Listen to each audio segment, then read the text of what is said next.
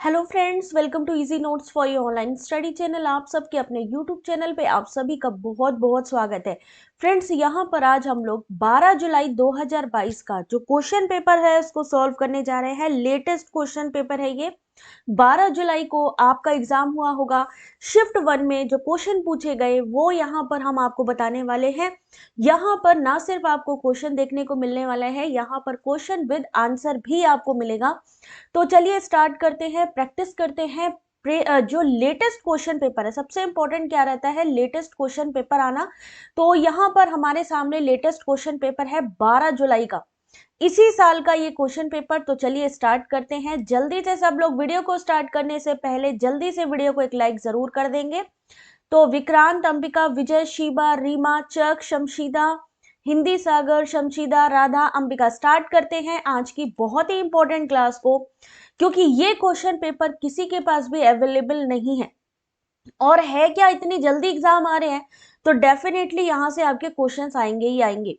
सबसे पहले ये लोग क्या करते हैं, आपका टाइम ज्यादा कंज्यूम हो, आपका टाइम ज्यादा यूज हो, उसकी वजह से क्या कर देते हैं, सबसे पहले आपको डेटा इंटरप्रिटेशन के क्वेश्चन जो होते हैं उसको डाल देते हैं आपकी क्वेश्चन पेपर में सबसे पहले। तो सब लोग क्या करते हैं कि क्वेश्चन पेपर में जब देखते हैं डीआई के क्वेश्चन तो उसको सॉल्व करने बैठ जाते हैं। होता क्या है, एक क्वेश्चन को सॉल्व किया, दो क्वेश्चन को सॉल्व किया, करते करते अल्टीमेटली ये हो जाता है कि क्वेश्चन पेपर आपको समझ ही नहीं आता, टाइम ही निकल जाता है, इतना ज्यादा डिस्टरबेंस हो जाती है। तो यहाँ पर आपको एक चीज ध्यान रखनी है, आपको क्वेश्चन पेपर में पहले आप एक क्वेश्चन पेपर को सॉल्व करके देखिए। अगर आपको लगता है कि प्रॉपर दिख रहा है, आप लोगों को सबको सबको प्रॉपर दिख रहा है तो एक बार थम्स अप करो, स्टार्ट करें। पहला क्वेश्चन आप लोगों के सामने। जय हिंद मनोज, पहला क्वेश्चन बेटा, पहला क्वेश्चन क्या दिया गया है यहाँ पर, स्टेट दिए गए हैं, कारों का प्रतिशत, यानी कौन से स्टेट में कितनी कारें हैं उनका परसेंटेज दिया गया है। फिर यहाँ पर एक डेटा दिया है डीजल इंजन और पेट्रोल इंजन कार के बारे में।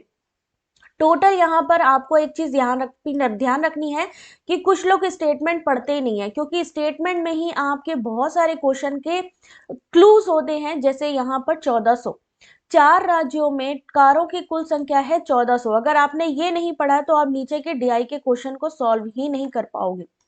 ठीक है, तो यहाँ पर पहला क्वेश्चन आपके सामने ये है कि राज्य बी में डीजल इंजन कार की बात करी गई है, जिसका अनुपात में यहाँ पर दिया हुआ है। डीजल इंजन कारों की संख्या बी में और राज्य डी में पेट्रोल इंजन कारों की संख्या के बीच में क्या डिफरेंस है। राज्य बी में डीजल इंजन कार और राज्य डी में पेट्रोल इंजन कार। आप लोग एग्जाम देने जा रहे हो, आपका एग्जाम है अगले महीने, तो इस क्वेश्चन, ये इस तरीके का अगर क्वेश्चन आता है तो आप क्या आंसर करोगे, क्या करोगे। सबसे पहले पहले सुन लो क्या करना है इसमें। राज्य बी यानी जो स्टेट बी है, इस स्टेट बी में कितना परसेंटेज है, 28%। यानी सबसे पहले 1400 का 28% निकाल लीजिए। सबसे पहले 1400 का 28% निकालिए, उसमें फिर आपको अनुपात निकालना है डीजल इंजन कार का। तो डीजल इंजन कार का जो अनुपात होगा 5 और 9 है, टोटल कर लीजिए, हो जाएगा 14।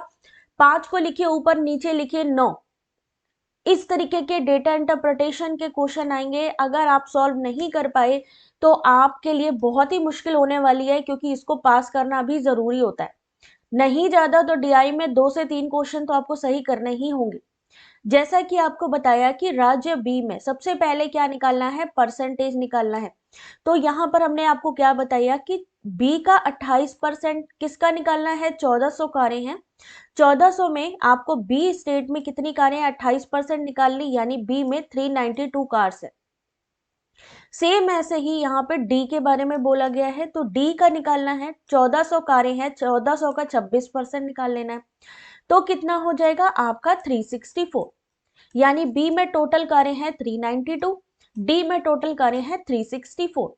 अब इन्होंने कहा है कि बी में डीजल इंजन कार के बारे में बताइए। तो बी में टोटल कितनी कारें हैं, अगर हम अनुपात बताएंगे, 5 9 14, 14 को लिखिए नीचे, अगर यहाँ पेट्रोल की बात होती तो पेट्रोल का रेशियो 9 है, उसको हम ऊपर लिखते, लेकिन यहाँ पे डीजल इंजन की बात करी है, इसलिए हम यहाँ 5 को ऊपर लिखेंगे, नीचे इन दोनों को प्लस करके 14 लिखेंगे, निकल के आएगा 140। सेम ऐसे ही डी में देखिए, क्योंकि यहाँ 1:1 का रेशियो है, 1:1 को जोड़ दीजिए, कितना हुआ 2। टोटल कितनी कारें थे 364। यहाँ पर पेट्रोल इंजन कार का क्या अनुपात है, 1 है, निकाल लेंगे 182। इन्होंने सिर्फ पूछा है अंतर, दोनों को आपस में माइनस करेंगे, आंसर निकल के आएगा 42। राखी 2 बजे से 2:30 बजे से ऐसे ही क्लास होती है, चेक कर लिया करो टेलीग्राम पे, सब लोग टेलीग्राम पे लिंक शेयर होती है, ठीक है। अभी यहाँ पर ये वाला क्वेश्चन किस किस को समझ में नहीं आया, जल्दी से बताइए, किसको किसको ये क्वेश्चन समझ में नहीं आया। क्या करे, पहले क्या थ्योरी क्लास करा दे क्या तुम लोग को, अगर नहीं समझ में आ रही जल्दी बोलो। डीआई नहीं आती तो एग्जाम में क्या करोगे बेटा, अगर डीआई नहीं आती है तो कैसे सॉल्व करोगे। प्रियंका गुड आफ्टरनून बेटा। पलक, चलो कोई बात नहीं, पहले अपन शुरू करते हैं थ्योरी से। चलो थ्योरी आती है, थ्योरी बताना शुरू करो, कोई बड़ी बात नहीं है। क्वेश्चन नंबर यहाँ पर 5 क्वेश्चन आपके डीआई के थे, तो क्वेश्चन नंबर 6 आंसर करना शुरू करिए। निम्नलिखित में कौन से प्रकार के शिक्षार्थी फ्लो चार्टों और रेखा चित्रों के माध्यम से या मदद से शिक्षा प्राप्त करते हैं। अभी ये आ रहा है समझ में, अभी आपको डीआई समझ में आएगी। एक चीज ध्यान रखिए, जिस चीज से ज्यादा डरेंगे वो आपको चीज ज्यादा डराएगी। तो अगर आप डेटा इंटरप्रिटेशन से डरना बंद कर देंगे तो आपको डर लगना भी बंद हो जाएगा और क्वेश्चन सॉल्व करना भी आ जाएगा। ये वाला क्वेश्चन पेपर यूजीसी नेट की साइट पर भी नहीं है, क्योंकि बहुत से बच्चे हमारे ऑलरेडी जिन्होंने एग्जाम दिया उनसे मिले हैं क्वेश्चंस, तो उसके आधार पर ये क्वेश्चंस हैं। 12 जुलाई शिफ्ट 1 का ये क्वेश्चन पेपर, कौन से प्रकार के शिक्षार्थी फ्लो चार्टों और रेखा चित्रों के माध्यम से शिक्षा प्राप्त करते हैं। शमशीदा आंसर करते चलो बेटा। ऑप्शन नंबर बी, अगर हम बात करें फ्लो चार्ट और रेखा चित्र, ये क्या होते हैं, दिखते हैं, यानी क्या होते हैं, दृश्यात्मक होते हैं। दृश्यात्मक में क्या क्या चीजें आती हैं, ध्यान रखिएगा। चार्ट, मैप, ग्राफ, रेखा चित्र जो विजुअल जिसमें दिखाई देता है। श्रवण संबंधी क्या होता है, जो सुनाई देता है। स्पर्श संबंधी जैसे कि मान लो, जैसे कभी कभी वो लोग क्ले का यूज करते हैं, है ना। परिपाटी अधिगम जिसमें कि व्यक्ति विद्यार्थी दोहराव की विधि अपनाता है। Visual learners prefer to take information using chart. Visual chart में आपको जो जानकारी है दिखती है, मैप में दिखती है, ग्राफ में दिखती है, डायग्राम में। मैप होता है, कभी कभी आपने देखा होगा, आपसे जब छोटे थे तो आपसे पूछा जाता था इंडिया के बारे में पूरी मैप में, है ना, तो क्योंकि उसमें आपको दिखा करके कोई चीज आपको समझाई जाती है। ऑडिटरी लर्निंग जो आपको सुनाई देती है। टेक्टाइल लर्निंग क्या होती है, स्पर्श। टैक्टाइल आपसे कभी कभी एग्जाम में पूछा जाने वाला टॉपिक है। Tactile learning is a learning style in which learning take place by the student carrying out physical activities, जिसमें वो फिजिकल एक्टिविटीज का यूज करता है, डेमोन्स्ट्रेशन का यूज कर सकता है, लेक्चर को सुन सकता है। Rote learning is a memorisation technique based on repetition. और रोट लर्निंग किस में होती है, मेमोरी लेवल में होती है, इस चीज का ध्यान रखिएगा। क्वेश्चन नंबर 7 आपके सामने, क्वेश्चन नंबर 7 आपके सामने, थोड़ा सा यहां देख लीजिए। कॉन्सेप्ट दिए हैं और उनके मेन प्रोपोनेंट दिए गए हैं, यानी कि किसने क्या कहा है। मनोज एक बारी वीडियो की क्वालिटी एनहेंस कर लो बेटा। निधि ध्यान से देखिए यहां पर इस क्वेश्चन को।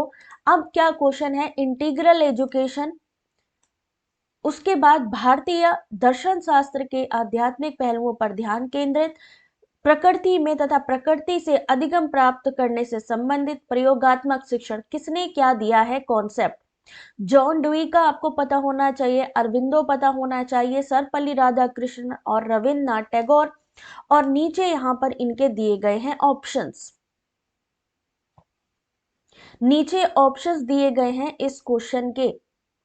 ये मैचिंग है और इस मैचिंग का सही आंसर क्या होगा, ऑप्शन नंबर डी होगा। ध्यान रखिए ये वाला क्वेश्चन आपका एग्जाम में दोबारा फिर से पूछा जा सकता है। इंटीग्रल एजुकेशन किसके द्वारा दी गई, अरबिंदो के द्वारा दी गई। सर्वपल्ली राधाकृष्णन ने किस पे फोकस किया, spiritual aspect of Indian philosophy पे रविन्द्रनाथ टैगोर ने क्या किया, concept learning to take place in nature and from nature. यहाँ पर रविन्द्रनाथ प्रकृति का जो, अगर हम प्रकृति से रिलेटेड कोई कॉन्सेप्ट आ जाए तो डायरेक्टली रविन्द्रनाथ टैगोर पे करना है। जॉन डीवी किसके लिए है, एक्सपेरिमेंटल लर्निंग के लिए है। यहाँ पर इस चीज को बहुत ध्यान रखना है।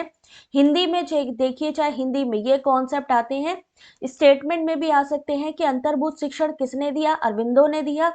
प्रयोगात्मक शिक्षण जॉन डीवी ने दिया। भारतीय दर्शन शास्त्र सर्वपल्ली राधाकृष्णन। और प्रकृति का जो कॉन्सेप्ट है रविन्द्रनाथ टैगोर। ठीक है, फिर नेक्स्ट क्वेश्चन आपके सामने, क्वेश्चन नंबर 8। क्वेश्चन नंबर 8 जो नहीं देखेगा ना, अभी ये जो इतना इंपॉर्टेंट क्लास चल रही है, जिसका कि आपको कहीं पीडीएफ भी नहीं मिल रहा है, कहीं पर भी इवन क्वेश्चन पेपर ही नहीं है, वो चीज अगर आपको सॉल्व कराई जा रही है, और अगर जो लोग सॉल्व नहीं करेंगे उनके लिए सोचिए कितनी डिफिकल्टी आने वाली है एग्जाम में, क्योंकि उनको पता ही नहीं होगा कि एग्जाम में क्या क्या पूछा जा रहा है इस समय। जल्दी से इस क्वेश्चन का आंसर करिए। एक कक्षा में शिक्षार्थियों के व्यक्तिगत अंतरों को चिन्हित करने के लिए शिक्षक द्वारा निम्नलिखित में से किसका प्रयोग किया जा रहा है, किया जाता है। क्वेश्चन नंबर 8 आपके सामने। सबमिटिव असेसमेंट और फॉर्मेटिव असेसमेंट के बीच में आपका क्या पूछा जाता है, difference. Diagnostic peer assistant assessment के बीच में भी आपका क्या पूछा जाता है, डिफरेंस पूछा जाता है। तो अगर आपको ये नहीं आएगा ना तो फिर एग्जाम में डिफिकल्टी होगी, इसलिए चारों को पढ़ना है आपको। पीयर असेसमेंट आपका पूछा गया हर बार। Question number 8 option number B, formative assessment. Formative assessment is used to identify individual difference, जहां पर शिक्षार्थियों के व्यक्तिगत अंतरों का पता लगाया जाए, चिन्हित किया जाए, किसके द्वारा, आपके टीचर के द्वारा। The success at learning depend on the teaching learning process in which evaluation it is also known as formative assessment.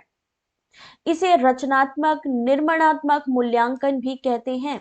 अधिगम की सफलता शिक्षण अधिगम प्रक्रिया पर निर्भर करती है। इसे रूपदेय मूल्यांकन भी कहा जाता है। इसे मूल्यांकन के नाम से भी जाना जाता है। मूल्यांकन में अध्ययन अध्यापन प्रक्रिया सम्मिलित होती है।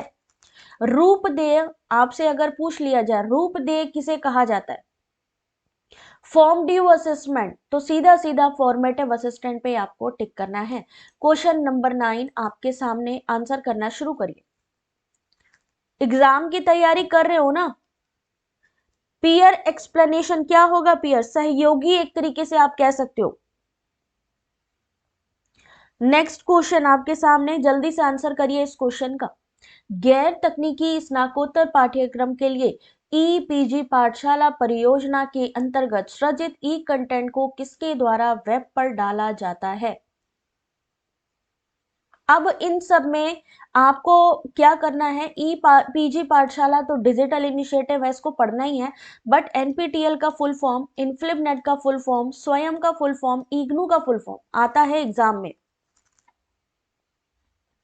क्वेश्चन नंबर 9 आपके सामने, और इसका सही आंसर क्या होगा जल्दी से बताना शुरू करें।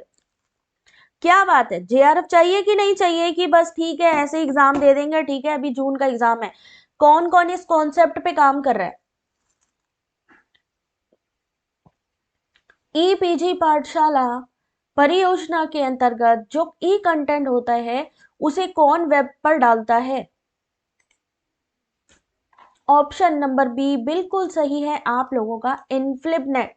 थोड़ा डिटेल पढ़ते जाइए क्योंकि आपकी थ्योरी भी यहाँ पे कवर हो रही है। The e content generated under e PG Pathshala project for non technical post graduate courses in hosted on web by INFLIBNET. NPTL क्या है, is the national programme for technology enhance learning.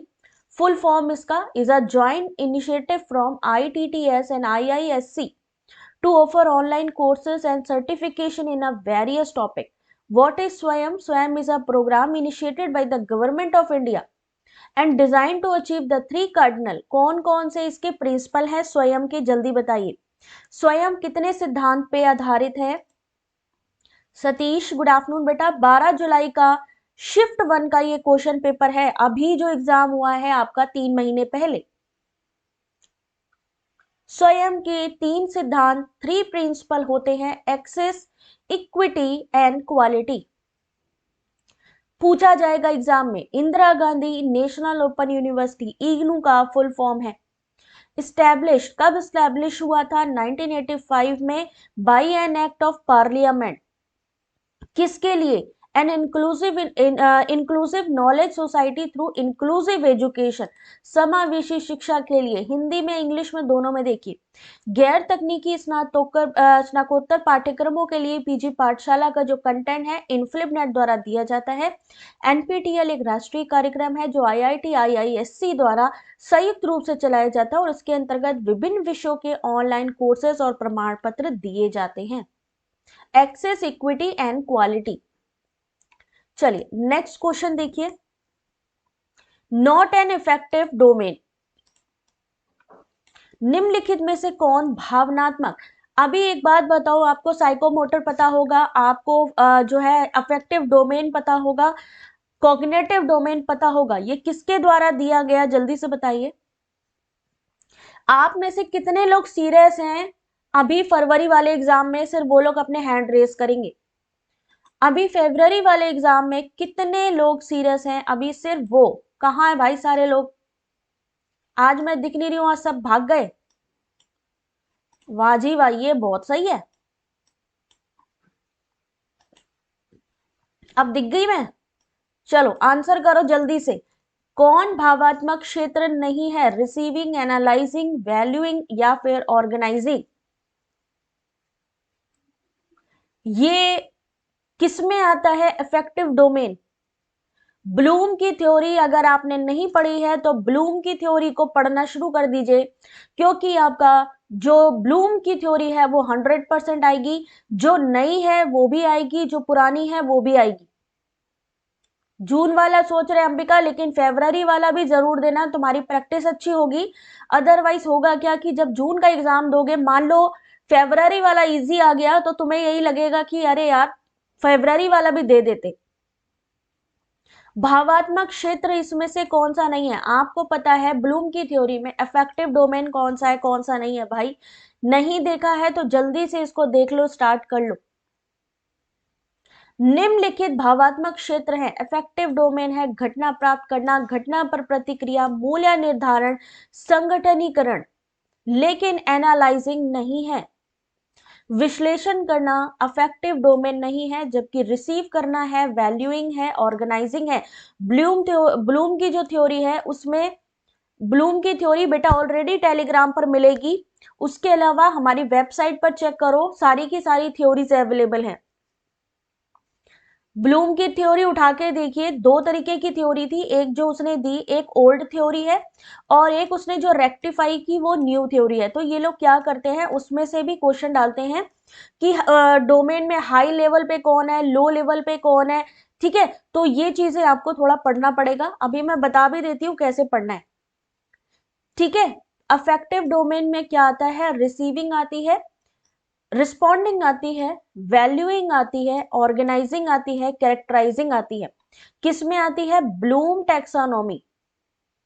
Google पे भी search मारोगे ना तो आराम से आप लोगों को मिल जाएगा ब्लूम की टैक्सोनॉमी के बारे में, लेकिन करना तो आप लोगों को ही है, अगर आप लोग करोगे तो ही तो पता लगेगा, है ना।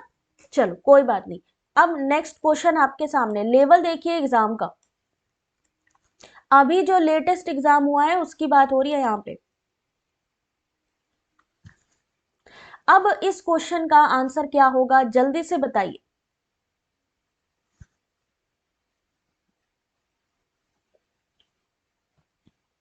जब एक परिवर्त से शोध परिणामों की व्याख्या अप्रामाणिक हो जाती है तो ये क्या कहलाता है?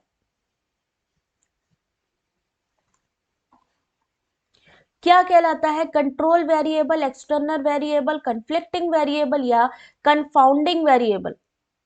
अब वेरिएबल्स के बारे में आप लोग पढ़ते हो, बट क्या होता है कि जनरली कंट्रोल और एक्सटर्नल वेरिएबल या कन्फ्लिक्टिंग या कंफाउंडिंग वेरिएबल, इनके बीच में डिफरेंस आपसे पूछ लिया जाता है, तो ये चीज आपको तैयार करनी है।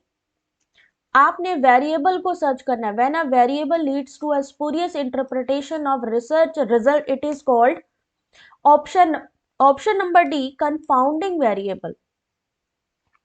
जब एक परिवर्त से शोध परिणामों की व्याख्या अप्रामाणिक होती है तो ये भ्रामक होते हैं।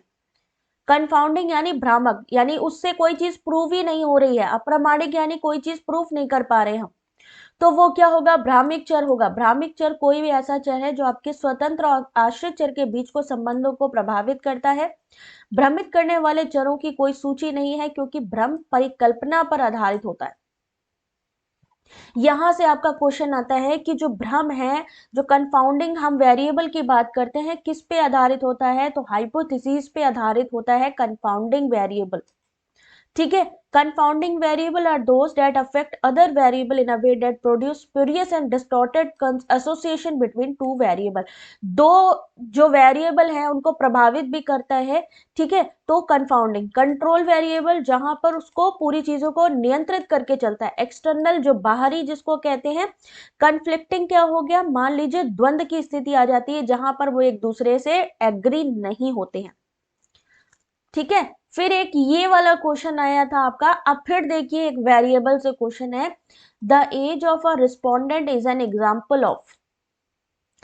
यहां से क्वेश्चन आया है, यानी इस बार या तो पैरेलल मोनेडिक या मोनेडिक डायडिक या फिर डायडिक और सिंपल, इनके बीच में डिफरेंस 100% आएगा। ये बेटा प्रीवियस ईयर क्वेश्चन पेपर की क्लास है, लेकिन ये क्वेश्चन पेपर आपके 12 जुलाई के क्वेश्चन पेपर हैं। यहां जो आप सॉल्व कर रहे हैं 12 जुलाई का क्वेश्चन पेपर कहीं पर भी अवेलेबल नहीं है, लेकिन आप सबके लिए एक्सक्लूसिव सिर्फ हमारे चैनल पे अवेलेबल है 12 जुलाई 2022 का फर्स्ट शिफ्ट का पेपर, वो भी एक्सप्लेनेशन के साथ में। 12 जुलाई 2022, अभी जो 2 महीने पहले एग्जाम हुआ है, 12 जुलाई 2022 फर्स्ट शिफ्ट का with answer UGC net paper 1। ठीक है, चलो अभी देखो इकबाल यहां पे ध्यान से। ऑप्शन नंबर बी एकल परिवर्त। एक प्रत्याशी की आयु किसका उदाहरण होगी, एक प्रत्याशी की आयु एकल परिवर्तन का उदाहरण है, जिसे विधेय चर भी कहा जाता है। अब आपने पैरेलल यानी समानांतर, एकल, द्विकीय और साधारण परिवर्त को सर्च करना शुरू कर देना है। अगर आपको लगता है कि नहीं भाई हमें एग्जाम को क्वालिफाई करना है, अदरवाइज कोई बात नहीं, पहला एग्जाम देना है।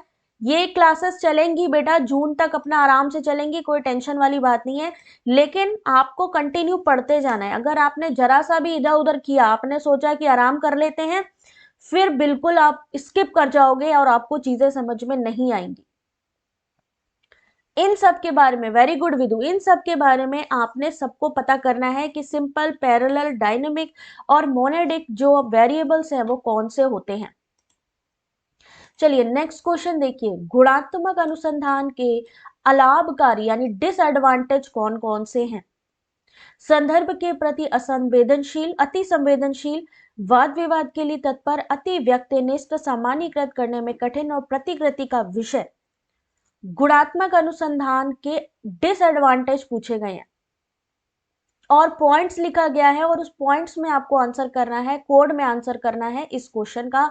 जल्दी से करना शुरू करिए।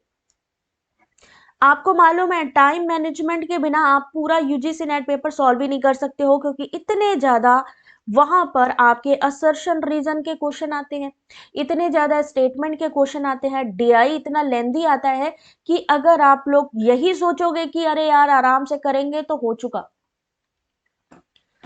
जोत भारती दिख नहीं रहा प्रॉपर, 1 मिनट होल्ड करो, हम थोड़ा जूम कर दे रहे। अभी देखो दिख रहा है प्रॉपर।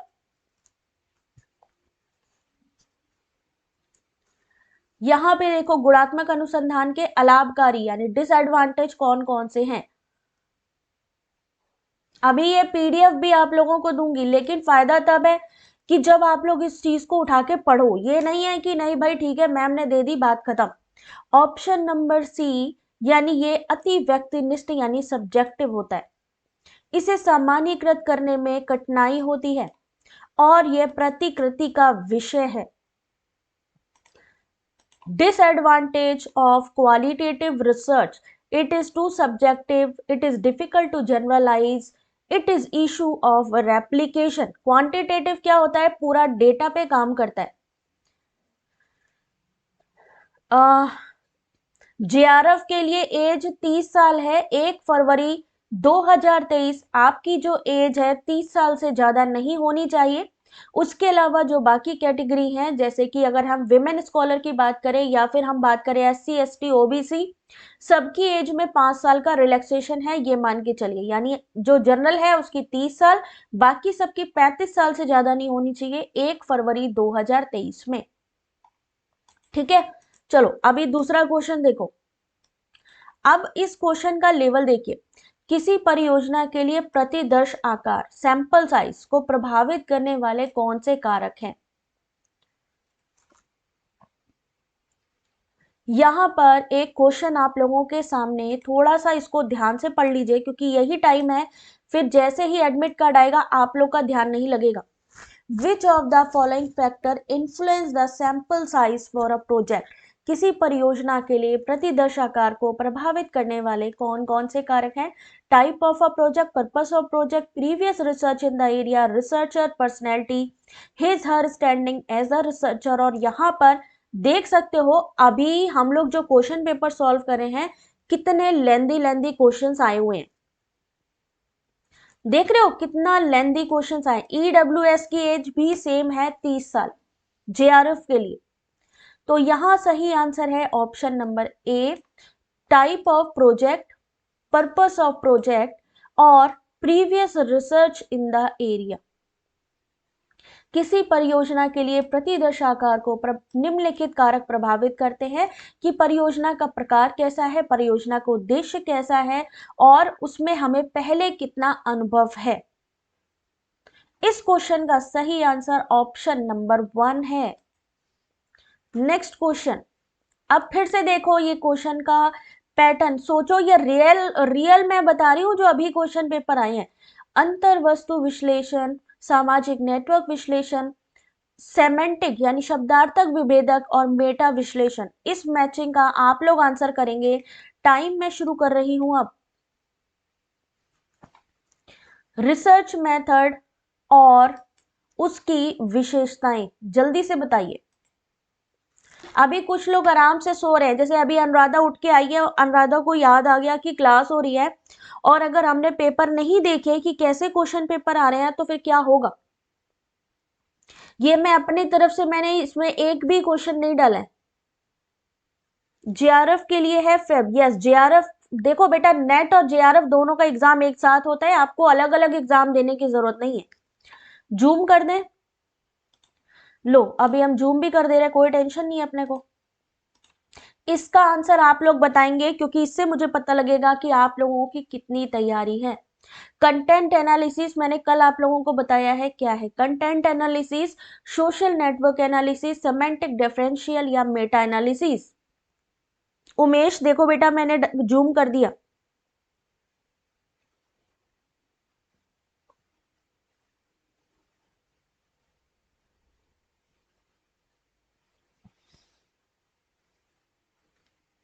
जल्दी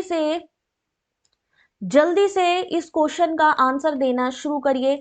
और ऑप्शन है आपके ये, इसका आप लोग आंसर करोगे। जल्दी से बताइए इस क्वेश्चन का सही आंसर।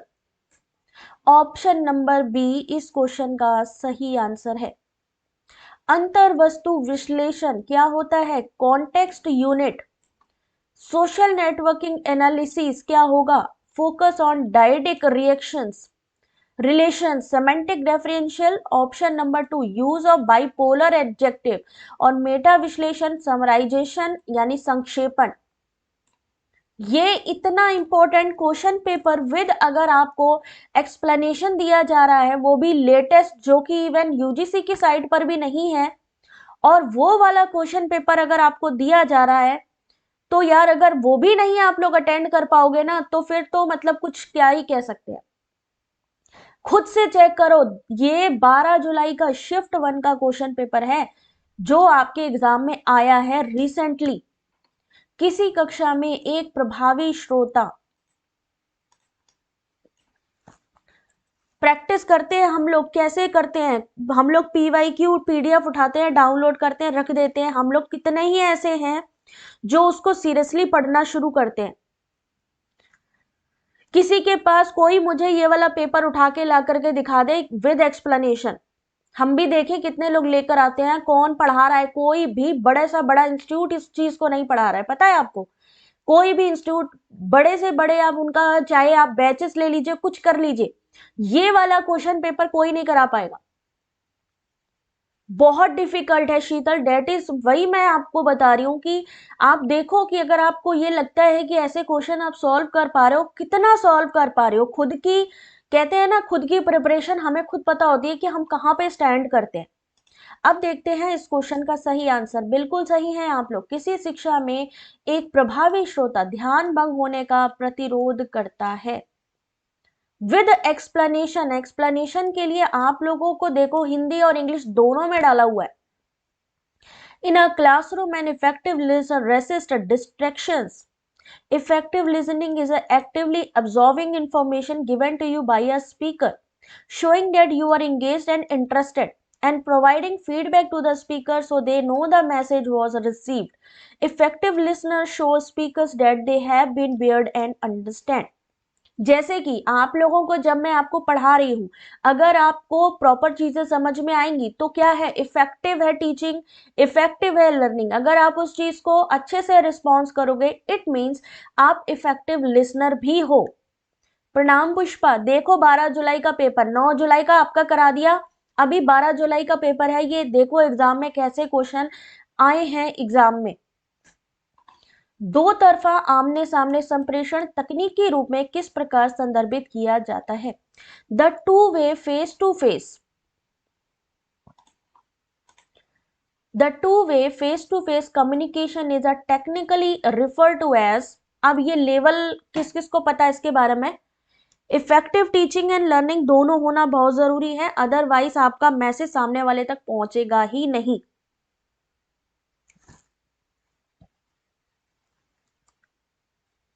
Thank you विदु।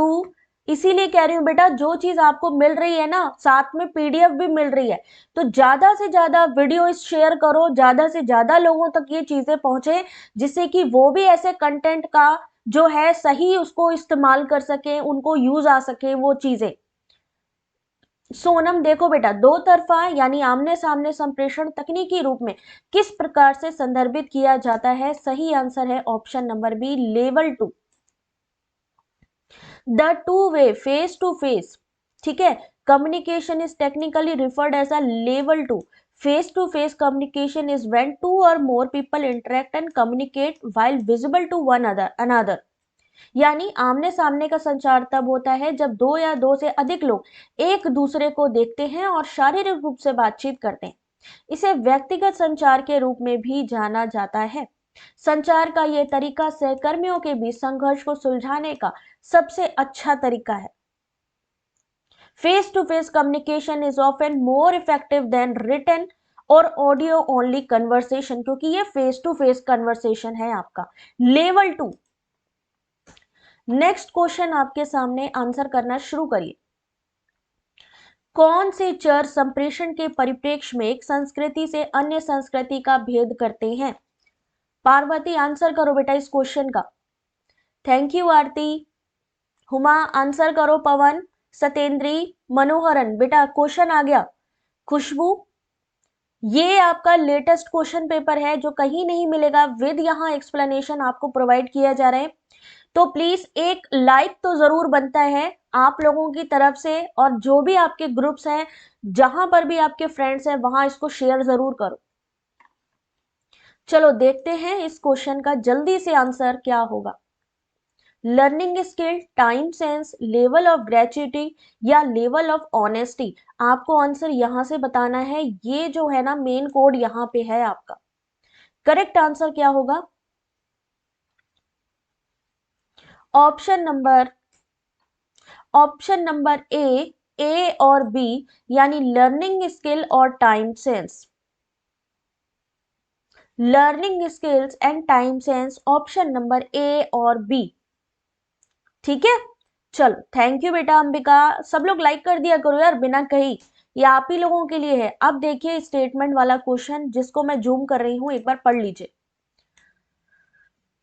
कम्युनिकेशन में आप कहते हो टीचिंग एप्टीट्यूड, ठीक है, टीचिंग एप्टीट्यूड में ब्लूम थ्योरी आ गई, पियाजे की थ्योरी आ गई, लर्निंग कॉन्सेप्ट भी आ गया, आपका इफेक्टिव टीचिंग भी आ गया। इतने बड़े बड़े क्वेश्चन हो गए जिसको पढ़ने में आपको टाइम लगा, तो आपने सोचा हम रिसर्च एप्टीट्यूड कर लेंगे। रिसर्च एप्टीट्यूड तक पहुंचे तो देखा वहां पर भी इन्होंने मैचिंग इतनी दे रखी है, असर्शन रीजन दे रखे हैं। चलो छोड़ो, उसको छोड़ते हैं, हम लोग कम्युनिकेशन पे चलते हैं। जैसे ही आप कम्युनिकेशन पे आए तो आपने देखा ये स्टेटमेंट वाले क्वेश्चन, तो आपका दिमाग खराब हो जाएगा कि यार अब क्या करें। लघु समूह संप्रेषण संबंध की आवश्यकताओं की पूर्ति करता है।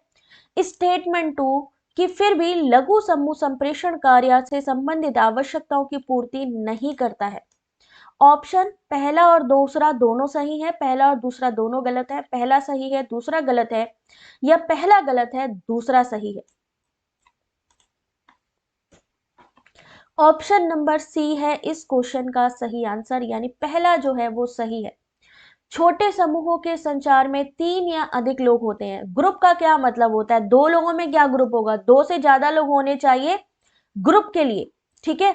तो यहाँ पर यही बताया गया है, communication is a small group consist of 3 और more people who share a common goal and communicate collectively to achieve it, जो सामूहिक रूप से संवाद करते हैं।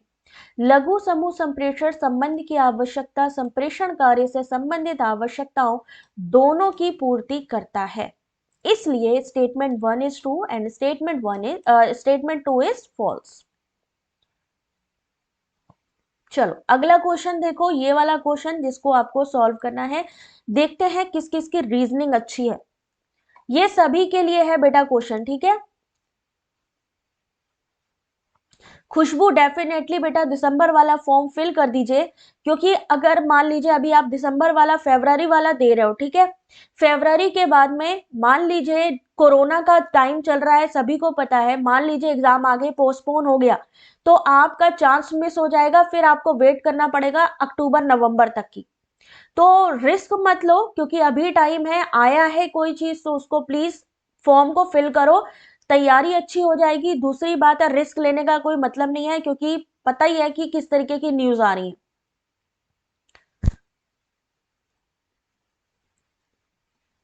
चलो आंसर करो, 4, 6, 12, 14, 28, 30। सोनम बच्चे आप देखो, जो हमारा वीडियो है इसके डिस्क्रिप्शन पे बेटा सारी लिंक दी हुई है, अभी मैं शेयर भी कर दूंगी। बाकी जो चैनल है ना, चैनल के अबाउट सेक्शन पे आप सब लोग देखा करो, वहां पे WhatsApp group, Telegram group, website की लिंक जहां पर पूरा कंटेंट अवेलेबल है वो सब मिलता है। चलो देखते हैं इसका सही आंसर। सही आंसर है ऑप्शन नंबर डी। क्यों है ऑप्शन नंबर डी इसका सही आंसर? सबसे पहले गैप देखा करिए कि इसके बीच में जो गैप है वो क्या है। 4, 6, 12, 14, 28, 30 के बाद क्या आएगा? तो क्या हो रहा है, +2 हो रहा है, 4 में 2 को जोड़िए 6 हो जाएगा। 6 के बाद अगर 12 आ रहा है यानी उसको मल्टीप्लाई किया गया, 6 दूनी 12, 12 में फिर 2 को जोड़ दिया 14, 14 में फिर से 2 को मल्टीप्लाई किया यानी +2 और मल्टीप्लाई बाई 2, ये हो रहा है इस वाली रीजनिंग में। बहुत इजी रीजनिंग थी।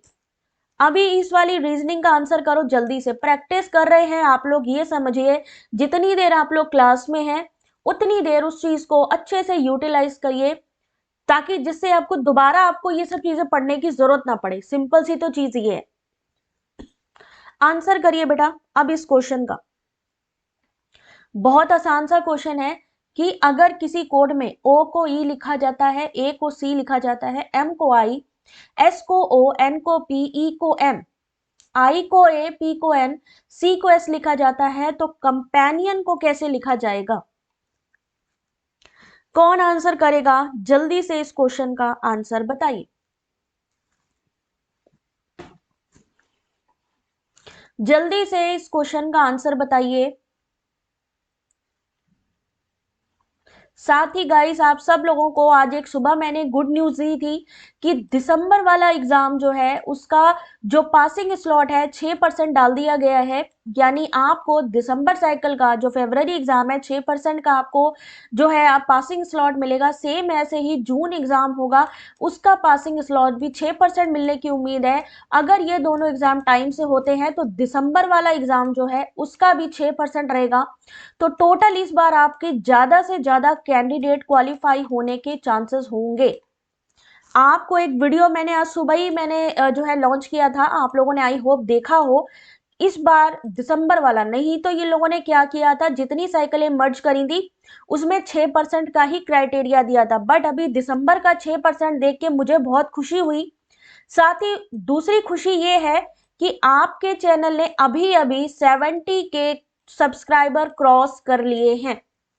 आप सभी को बहुत बहुत थैंक यू, क्योंकि आपकी वजह से अभी के अभी अभी अभी जस्ट मैं चेक कर रही हूं 70,000 सब्सक्राइबर कंप्लीट हो गए हैं आपके इस चैनल पे।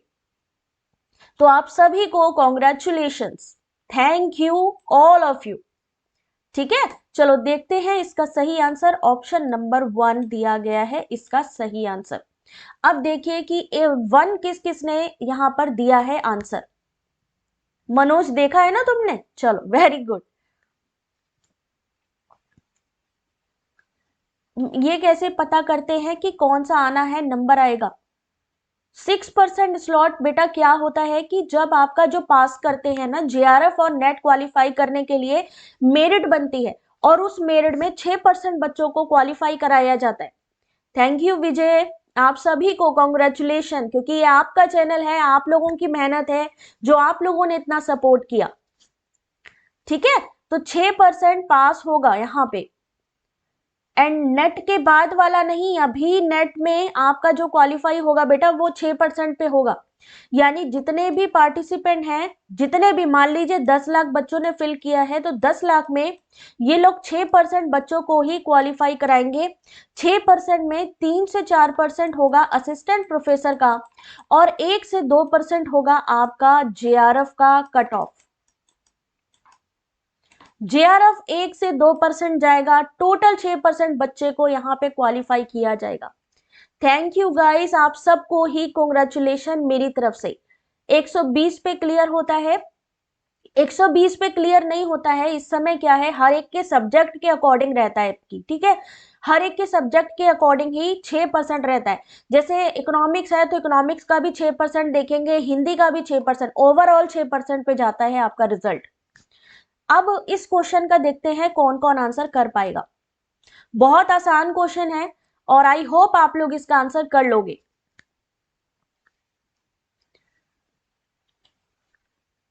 चलो आगे भी सपोर्ट, और भाई लाइक भी कर दो जल्दी से, इतनी इंपॉर्टेंट क्लास है। और सबसे सब इंपॉर्टेंट बात पता है क्या रहती है, 100 के हो जाएंगे जल्दी। शीतल क्या बताऊं यार, घी शक्कर बोलते हैं हमारे यहाँ पे, घी शक्कर होना चाहिए। जेआरएफ करना है तो कोशिश करो कि दोनों पेपर में कम से कम 70% निकाल लो बेटा, कम से कम 70% दोनों पेपर में निकालना पड़ेगा जेआरएफ के लिए। मान लीजिए 43 छात्र हैं, यानी 43 छात्रों की एक कक्षा में आशमन का रैंक, आशमन एक कैंडिडेट है, उसका रैंक नीचे से 16वां है, तो ऊपर से उसका रैंक कितना, नीचे से 16वां है, और ऊपर से उसका जो रैंक है उन्होंने पूछा वो कितना होगा।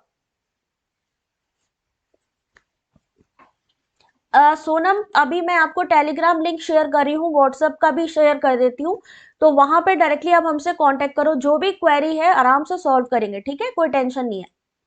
चलो देखते हैं इस क्वेश्चन का सही आंसर, बहुत आसान है। इसके लिए आपको ये फॉर्मूला याद रखना है, ऊपर से रैंक इक्वल टू कुल व्यक्ति माइनस नीचे से रैंक प्लस 1। ये फॉर्मूला देख लीजिए, जो भी एग्जाम देने जा रहे हैं, ऊपर से रैंक, रैंक क्या होगा, rank of a person from upper top or left hand equal to total number of person in a row minus rank of that person from lower plus 1। तो 43 थे बच्चे क्लास में, नीचे से रैंक था 16वां, plus क्योंकि ऊपर से रैंक पता करनी है तो प्लस 1 हो जाएगा, तो सही आंसर 28।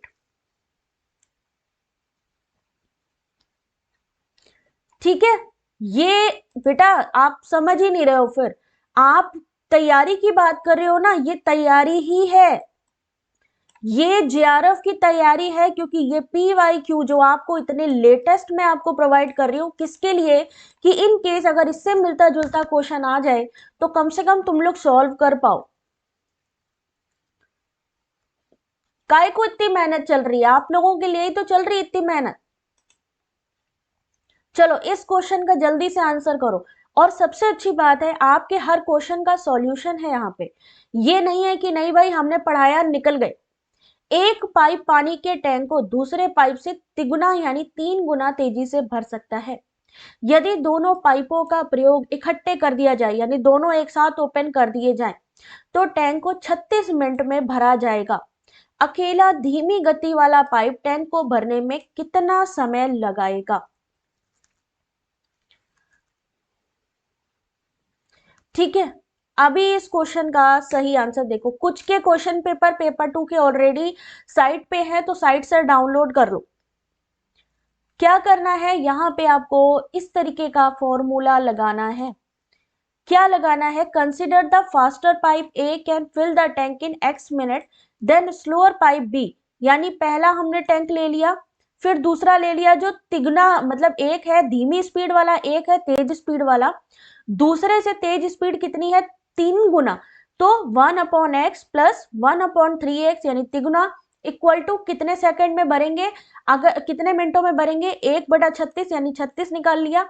इसको डायरेक्टली हमने निकाल लिया। इस तरीके से पूरा का पूरा फॉर्मूला प्लस यहाँ पर एक्सप्लेनेशन है, इसको पढ़ लोगे तो आराम से।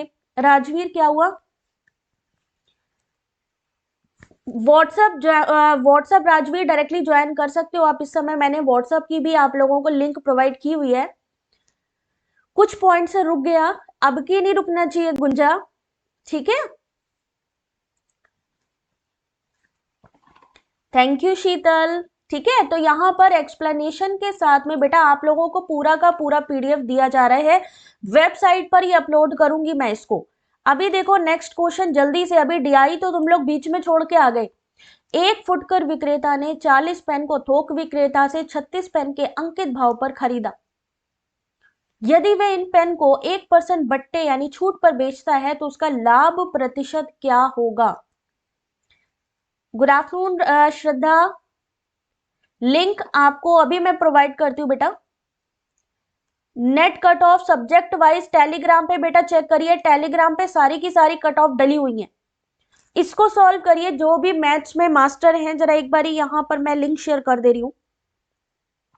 जो लोग भी, जिनको भी लगता है मैथ्स अच्छी है, क्योंकि कई लोग होते हैं मैथ्स में बहुत अच्छे होते हैं, तो उनको क्या करना है, उनको यहाँ पर ध्यान देना है। 108 निकला था आपका, कोई बात नहीं, 1 मिनट रुकिए जरा सा, मैं आपको जल्दी आंसर करो, तब तक मैं व्हाट्सएप का लिंक शेयर कर रही हूं पहले। गुड नून काजल, काजोल, पॉलिटिक्स की भी क्लास लगाओ सुरजीत। बच्चे मैं क्या क्या लगा लूं क्लास बात तो ये है। हाँ 1 मिनट रुको जरा सा, पहले मैं शेयर कर दूं आप लोगों को। ये लो मैं लिंक शेयर कर रही हूँ, यहाँ पर मैं टेलीग्राम की लिंक भी दूंगी, अभी मैं व्हाट्सएप की लिंक दे रही हूँ।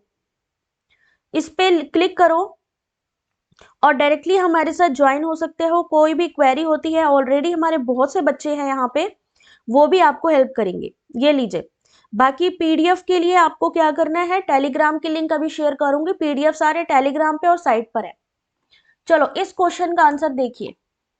लिखा है कि यदि एक पेन का विक्रय मूल्य मान लीजिए कि 100 रुपए है, 40 पेन का विक्रय मूल्य कितना हुआ, कितना हुआ यहाँ पे 40 कर दीजिए इंटू 100।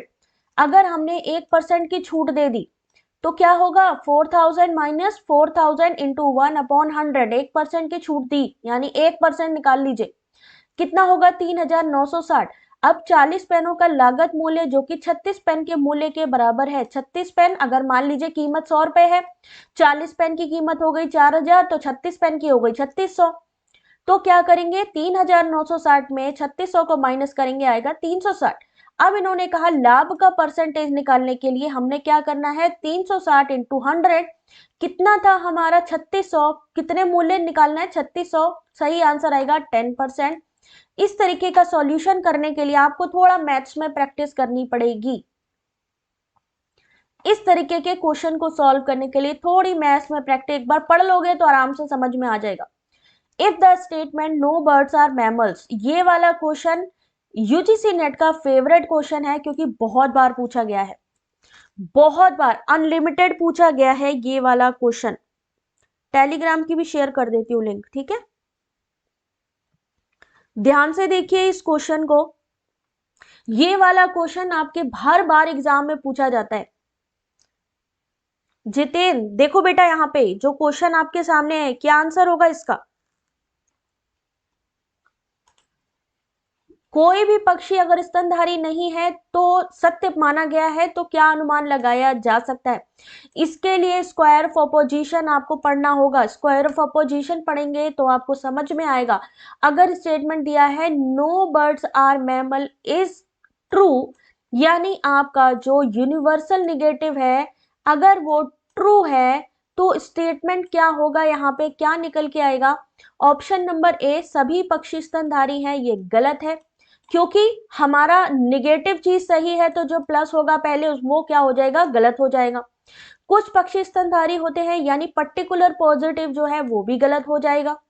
कुछ पक्षी स्तनधारी नहीं होते, याद रखिए जो माइनस माइनस है, जैसे यूनिवर्सल अगर हमारा ट्रुथ सही है तो पर्टिकुलर जो हमारा पॉजिटिव है वो भी सही होगा। यूनिवर्सल निगेटिव अगर सही है तो जो पर्टिकुलर निगेटिव है प्लस प्लस के सही होने की चांस है और माइनस माइनस के सही होने के चांसेस हैं। उमेश सोशलॉजी के बेटा मैं जल्दी ही ट्राई करती हूँ, बट आप लोग टेलीग्राम ज्वाइन कर लो, वहां पर भी बच्चों की प्रैक्टिस चल रही है ऑलरेडी, ठीक है। तो याद रखना आपको ए ई ओ, ए यानी यूनिवर्सल पॉजिटिव, ई यूनिवर्सल निगेटिव, आई पर्टिकुलर पॉजिटिव और पर्टिकुलर निगेटिव, ये चार चीजें होती हैं स्क्वायर ऑफ ऑपोजिशन की, इसको पढ़ना होगा। बहुत जल्दी मैं आपको ये करवाती हूँ, ठीक है। चलो अभी एक क्वेश्चन फैलेसी का जल्दी से सॉल्व कर लो, लास्ट क्वेश्चन है आई थिंक ये वाला। 32 परसेंटाइल था, नेट भी नहीं हुआ, कितना और लाए? मैंने आपको कहा आपको इतनी मेहनत करनी है। चंदा कितनी मेहनत करनी है बेटा इस बार? इस बार आपको ये कोशिश करनी है कि कम से कम 70% आपका क्वेश्चन पेपर सही होना चाहिए। बच्चे कोर्स नहीं देती हूं मैं कराती हूं काम, कोई कोर्स वोर्स नहीं है, अपना अपना काम है सिलेबस कवर कराना, जो पीवाईक्यू है उसको सॉल्व कराना। ना तो मैं अलग से कोई बैच चलाती हूँ ना कुछ करती हूँ, मैं बच्चों को पढ़ाती हूँ, जो एग्जाम आने वाला है उसकी तैयारी कराते हैं बस, अलग से कोई कोर्स वोर्स नहीं अपना। बाकी जो सपोर्ट करना चाहते हैं वो मेंबरशिप भी लेते हैं, वो उनके ऊपर डिपेंड करता है, जितना सपोर्ट करना चाहो आप कर सकते हो। चलो जल्दी से इसका एड पॉपुलम क्या है, एड होमिनम क्या है, हेस्टी जनरलाइजेशन क्या है, रेड हेरिंग क्या है? जल्द परसेंटाइल में बेटा जो आपका जो रिजल्ट जब आता है तो वो जनरलाइजेशन के बाद में आता है, तो इसका मतलब है कि आपका वो बहुत सारी चीजें देखते हैं उसके बाद में। टेलीग्राम लिंक भी मैं शेयर कर रही हूं, आप लोग ज्वाइन कर लीजिए। जनरलाइजेशन करते हैं, सामान्यीकरण करते हैं, यानी देखते हैं कितने शिफ्ट में कितने बच्चे बैठे हैं, उस सब्जेक्ट का जो कट ऑफ है वो कितना है, तो ये सारी चीजें आती है ना, तो उस वजह से क्या होता है कि उसको समझना बहुत मुश्किल है, पूरा कैलकुलेशन जाता है उसमें कितने बच्चे एग्जाम में बैठे। सी क्यों होगा? आपने सी क्यों कहा? शीघ्र सामान्यीकरण, किसी चीज को जल्दी ही वो कर लेना, मान लेना, शीघ्र सामान्यीकरण क्यों कहा? यहाँ क्वेश्चन दिया है कि XYZ होम फाइनेंस देश में सबसे बेहतर वित्तीय उत्पाद जो है उपलब्ध कराता है, ठीक है।